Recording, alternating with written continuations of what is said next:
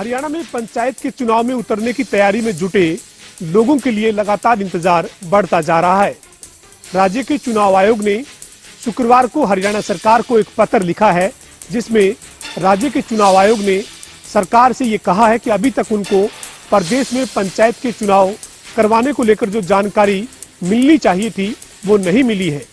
इसके साथ ही राज्य के चुनाव आयोग ने अपने पत्र में कहा है कि अगर 22 सितंबर तक सरकार से उन्हें जानकारी मिल जाती है तो चुनाव आयोग 30 नवंबर तक प्रदेश में पंचायत के चुनाव की प्रक्रिया को पूरा कर लेगा। काबिले गौर है कि इससे पहले हरियाणा सरकार ने प्रदेश में पंचायत के चुनाव 30 सितंबर से पहले करवाए जाने की तैयारी की थी, लेकिन ये मामला कोर्ट में लंबा चलने के चलते चुनाव होने का रास्ता साफ नहीं हो पाया था। बहरहाल देखना होगा, राज्य के चुनाव आयोग ने 22 सितंबर तक सरकार से पंचायत के चुनाव से संबंधित जो जानकारी मांगी है वो सरकार उपलब्ध करवाती है या नहीं। गुरुग्राम में जेजेपी को आज बड़ा झटका लगा है। डिप्टी सीएम दुष्यंत चौटाला के विशेष सचिव रहे महेश चौहान समेत 100 कार्यकर्ताओं ने आज भाजपा का दामन थामा है।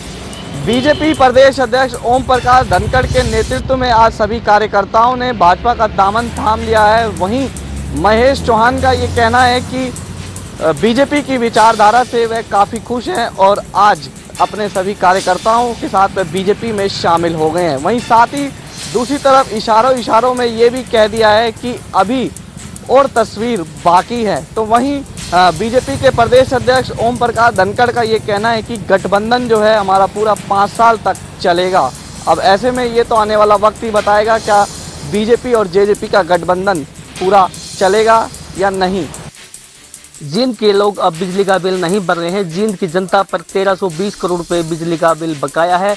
बात की जाए इसमें से 2,37,000 लोग ऐसे हैं जो बिजली के उपभोक्ता हैं, उनमें से 1,37,000 से ज़्यादा डिफ़ॉल्टर हैं जिन्होंने बिजली का बिल नहीं भरा है। और वहीं अब सरकारी जो विभाग है वो इससे अछूता नहीं रहा है, उस पर भी 11 करोड़ रुपए का बिजली का बिल बकाया है, यानी कि डिफ़ॉल्टर है। और बात की जाए जिले के अंदर जनवरी में एक अभियान चला गया था जिसमें से बिजली की चोरी पकड़ी गई थी, जिसमें 4400 के आसपास और 1800 के ने जो है बिजली के चोरी पकड़े गए जिन्होंने बिल नहीं भरा था, जिससे 3 करोड़ से ज़्यादा रुपए जो है भरवाए गए थे। और अब जींद के जनता जो है बिजली का बिल नहीं भरती है, तो इससे जो है एक अलग से अभियान चलाया जाएगा। टीम में गठित कर दी गई है, वो गांव जाके लोगों को समझाएगी कि आप बिजली का बिल भरिए वरना आपका कनेक्शन काट दिया जाएगा। एंटी नारकोटिक्स सेल यमुनानगर द्वारा एक नशे के सौदागर को गिरफ्तार करने में बड़ी सफलता प्राप्त की है। नशे का सौदागर पिछले 2 वर्षों से यमुनानगर के युवाओं की नसों में समय बढ़ रहा था। बताया जाता है कि हसीब नामक यह युवक बरेली का रहने वाला है और पिछले 2 वर्षों से उत्तर प्रदेश से हरियाणा में आकर नशे की तस्करी किया करता था। पुलिस का दावा है कि यह लगभग 750 ग्राम नशे की तस्करी कर चुका है। पुलिस ने इसको गिरफ्तार कर और भी कई खुलासे होने की संभावना व्यक्त की है। बताया जाता है कि हसीब ने कई युवाओं को आगे नशे की सप्लाई के लिए रखा हुआ था। पुलिस का दावा है कि गिरफ्तार करने के बाद अब इसको जब कोर्ट में पेश कर रिमांड पर लिया जाएगा तो और भी कई नशे के सौदागर सामने आ सकते हैं। वार्ड नंबर जुलाना का एक जो है इन दिनों लोगों के लिए नरक साबित हो रहा है। लोगों का कहना है कि यहाँ से आने जाने का रास्ता बिल्कुल बंद हो गया है, क्योंकि नगर पालिका द्वारा जो प्रशासन द्वारा जो यहाँ पर नाले बनाए गए हैं, जो नालियाँ बनाई गई हैं, उनका पानी जो आगे जाने का रास्ता नहीं है। वार्ड वासियों का कहना है कि कई बार तो स्कूल में जाने वाले बच्चों यहाँ पर गिर जाते हैं, उनके बैग पानी में लबालब हो जाते हैं, कई बार बच्चों को चोट भी लग जाती है। कॉलोनी वासियों का कहना है कि ऐसे में अगर कोई स्कूल का बच्चा इसमें डूब गया, कोई हादसा होगा, उसका जिम्मेवार कौन होगा। कॉलोनी वासियों का कहना है कि वो कई बार नगर पालिका और दूसरे विभागों में जाकर अपनी अरदास जो है लगा चुके हैं, लेकिन उनकी सुनने वाला कोई भी नहीं है। कॉलोनी वासियों का कहना है कि 2 विभागों के बीच में ये मामला अटका हुआ है। जब वो इसकी शिकायत नगर पालिका जुलाना में करने जाते हैं तो वो कहते हैं जन स्वास्थ्य जुलाना का ये मामला है। जब ये जन स्वास्थ्य जुलाना के पास ये लोग जाते हैं तो वो नगर पालिका का हवाला देते हैं।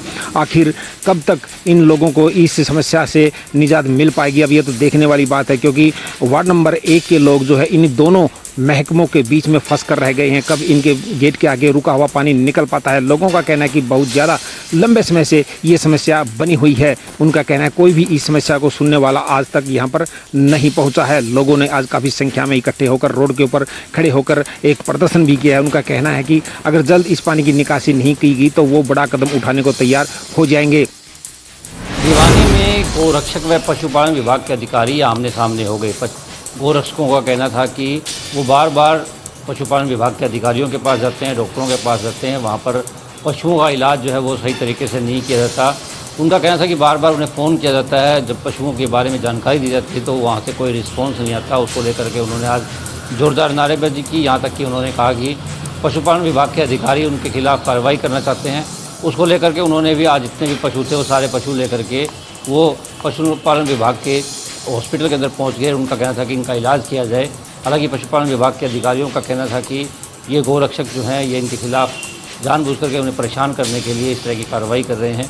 उनका कहना था कि इनके खिलाफ़ सख्त से सख्त कार्रवाई वो करेंगे। साथ ही गोरक्षकों का कहना था कि अगर सोमवार तक जो आरोपी डॉक्टर हैं उनके खिलाफ़ कार्रवाई नहीं की गई तो वो अपना आंदोलन और तेज कर देंगे। अब देखना होगा कि सोमवार को किस प्रकार से धरना प्रदर्शन जो है वो आगे जारी रहता है या फिर दोनों के बीच में कोई समझौता होता है।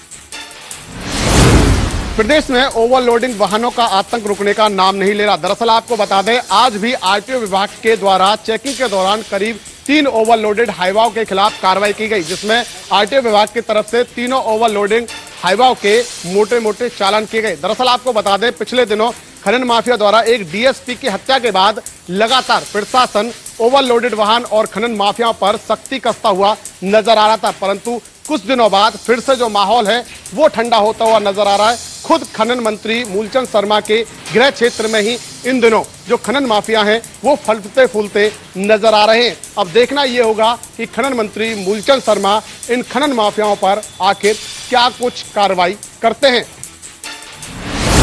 रोहतक में बुजुर्गों द्वारा पेंशन को लेकर किए जा रहे प्रदर्शन को देखते हुए अब समाज कल्याण विभाग की किरकिरी हो रही है।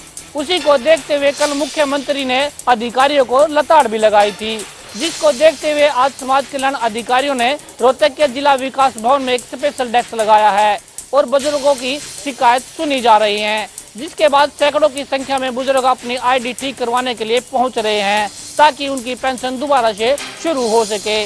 जिसको देखते हुए समाज कल्याण अधिकारी का कहना है कि फैमिली आईडी में त्रुटि होने के कारण पेंशन कटी है। अब दिव्यांग व महिला वृद्ध अपनी पेंशन ठीक करवाने के लिए फैमिली आईडी लेकर पहुंच रहे हैं और उनको ठीक किया जा रहा है, जिसके बाद उनकी पेंशन दोबारा से शुरू की जाए। समाज कल्याण अधिकारी का भी ये भी दावा है कि उनकी जल्द पेंशन शुरू की जाएगी और उन्हें 1 महीने के अंदर उनकी पेंशन भी मिल जाएगी और बची हुई पेंशन भी जल्द उनके खाते में आएगी। जिसके बाद फैमिली आईडी ठीक करवाने पहुंचे बुजुर्गों का कहना है कि वह 6 महीने से पेंशन को लेकर चक्कर काट रहे हैं, लेकिन उनकी कोई सुनवाई नहीं हो रही थी। अब यह फैमिली आईडी जमा करवा रहे हैं और पेंशन को दोबारा से शुरू किया जा रहा है। अब देखना ये होगा कि यह पेंशन कब तक उनके खाते में आ पाती है।